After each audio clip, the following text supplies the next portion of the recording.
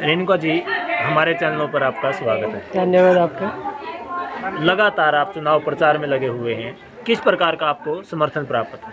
देखिए, मुझे ये कहते हुए बहुत खुशी हो रही है कि आदमपुर हल्के के किसी भी गांव में जहां भी मैं गई हूं वहां एक जोश, उत्साह, एक जश्न का माहौल बना हुआ है और काफ़ी जोश है सभी हमारे आदमपुर वासियों में, क्योंकि ये चुनाव हमेशा की तरह आदमपुर हल्के का चुनाव है। यहाँ आप जितने भी व्यक्ति देख रहे हो, प्रत्येक व्यक्ति यहाँ अपने आप को भव्य बिश्नोई मानकर ये चुनाव लड़ रहे हैं। तो एक जोश और इतना खुशी का माहौल बना हुआ है पूरे आदमपुर हल्के में। तो इसलिए मैं मानती हूँ कि हमारा जो चुनाव प्रचार चल रहा है बहुत ही शानदार तरीके से चल रहा है और एक आदमपुर भव्य जीत की ओर अग्रसर हो रहा है। मैडम, लगातार आप सत्ता में रहे हैं, कांग्रेस की बात करें या उससे पहले की बात करें, और अब लगभग 6 महीने से भी आप सरकार के अंदर हाथ है। अगर विकास की बात करें तो आदमपुर में विपक्ष का आरोप है कि विकास नहीं हो पाया। देखिए, हम सत्ता में नहीं थे ना, प्रॉब्लम ये है कि हम विपक्ष में रहे हैं पिछले 25 साल से।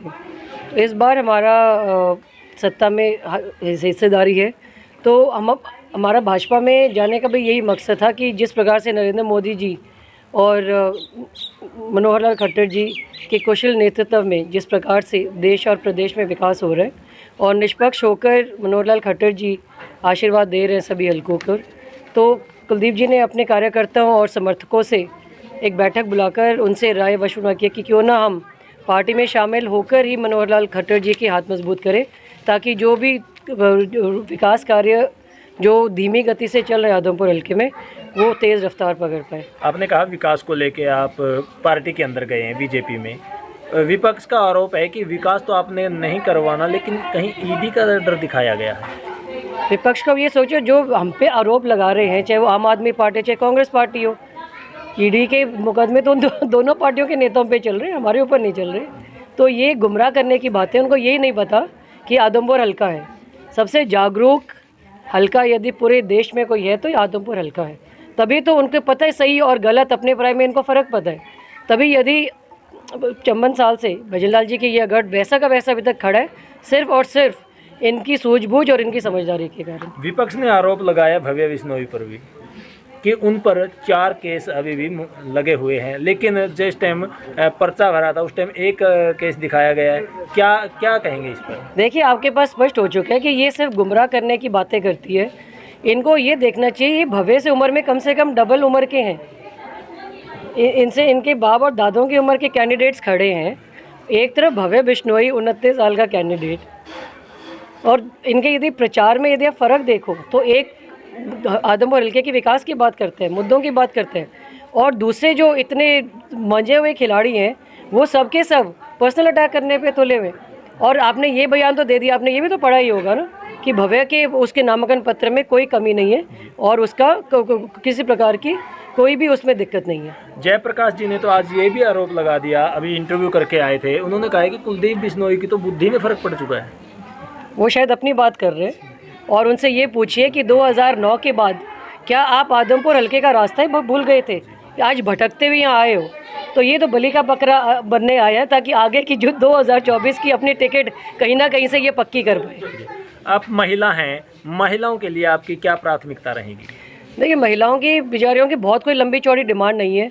उनका सिर्फ यही है कि यदि वो ढानियों में या खेतों में, गाँव में जहाँ कोई पीने के पानी की समस्या, ये पाइपलाइन नहीं पहुँच पाई, वहाँ तक उनको पीने का पानी मिल जाए, और उनको 24 घंटे बिजली चाहिए।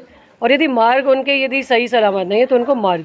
तो मैंने महिलाओं से सबसे विशेष तौर पे उनको विश्वास दिलाया कि जो भी मूलभूत सुविधाएं की यदि बात है और जो भी उनकी डिमांड्स रहेगी, मैं उनकी आवाज़ और उनके जो भी समस्याएं उनको लेकर मुख्यमंत्री जी तक ज़रूर पहुंचाऊंगी, और प्रत्येक समस्या का हल करवाने का मेरा पूरा उसमें योगदान रहेगा। भूपेंद्र सिंह हुड्डा जी का कहना है कि चारों कैंडिडेट कांग्रेस के ही हैं, तो कंपटीशन किस में? देखिए, हमारे यहाँ से भव्य से एक चेहरा है, और ये चुनाव जो है आदमपुर वासियों का चुनाव है।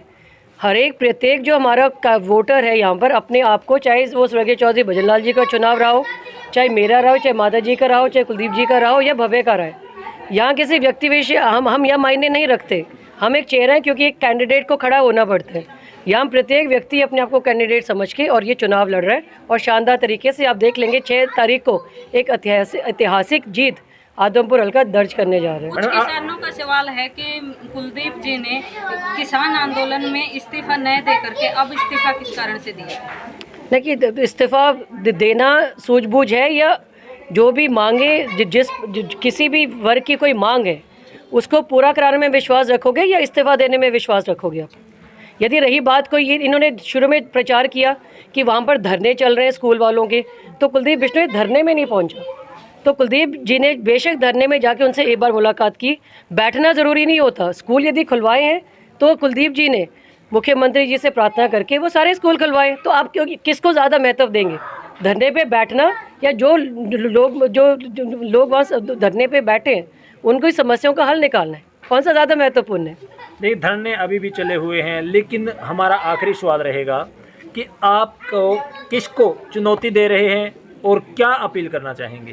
देखिए, हमारी चुनौती हमारे खुद के साथ है कि जो पिछले चुनाव में हमारी लीड रही है उस लीड को कहीं ज़्यादा हम आगे बढ़ाकर एक शानदार जीत हम आदमपुर हल्के में हम दर्ज कर पाए। मेरी सभी से, मेरे वोटर से, मतदाताओं से यही प्रार्थना है कि 3 तारीख को अपने वोट का प्रयोग ज़रूर करें और सही प्रयोग करके यहाँ भव्य अपने जो कैंडिडेट है या अपने आप में अब जो कैंडिडेट हो, एक प्रत्येक व्यक्ति जो यहाँ बैठा है अपने आप मजबूती से ये चुनाव लड़े और एक ऐतिहासिक और एक शानदार जीत हम 6 तारीख को दर्ज करें। तो देख सकते हैं दोस्तों, ये थे हमारे साथ रेणुका बिश्नोई जी, और देखते हैं क्या होगा, इंतज़ार रहेगा 6 तारीख का। तब तक आप बने रहें हमारे साथ।